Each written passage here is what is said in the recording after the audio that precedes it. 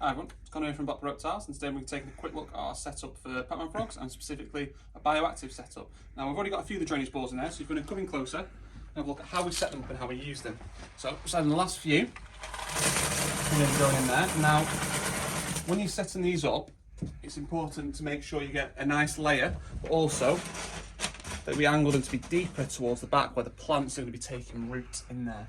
So as you can see, starts to float, builds its way up nice, like that. So what the drainage layer will do is it'll allow a lot of the water to sit in there and stop the roots from drowning and rotting and just keep your plants nice and healthy.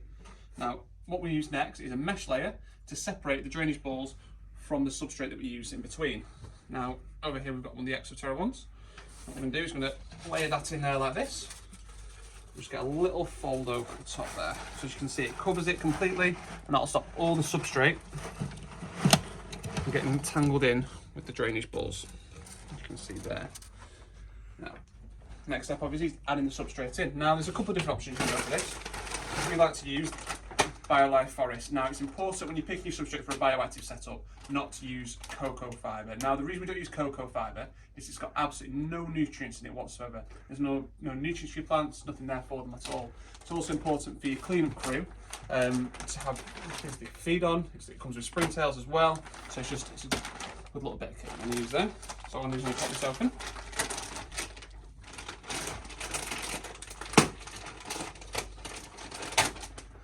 If you come and have a look, tip it in. There we go. As you can see, there's lots of dead matter in there. It's not just basically one individual bit of substrate. It's different bits mixed together. Once it's on straight away, we'll angle it out, and once again with the substrate, we're angling it up towards the back, so it's not an even layer. Put the rest of it in there. Almost done. There we go. Plug out the way. Once again, as you can see, thinner at the front, and when it angled up, nice and deep towards the back to get a little bit of terrain there. And there you have it. That's how we set it up. We have a nice deep layer at the back and shallow at the front. So we're going to be taking a quick look at the plant placement in the bioactive setup. Now I've got a selection of large and small plants here. I'm just going to pick a few and see which works in there. So I'm going to grab the larger one here. I'm going to place that at the back.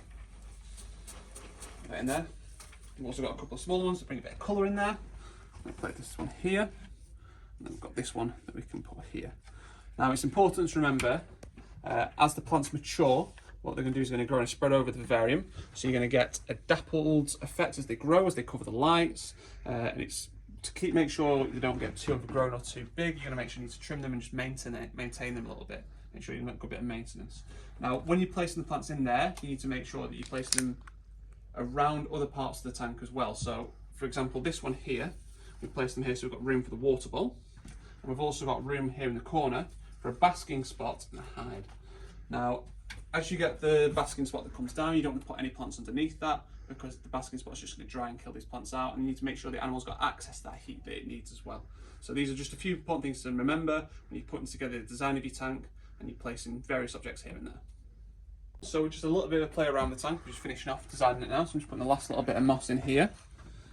Put that under that hide right there. Now as you can see, we've had a bit of a play around with where we're putting everything, where we're putting the plants, how we're designing it, make sure we've got that basking spot available as we were talking about before.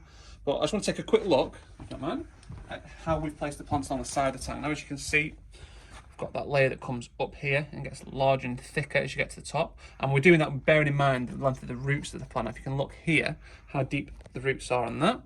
If you look on the smaller ones, how deep the roots are there. So it's just perfectly made to suit the plant itself.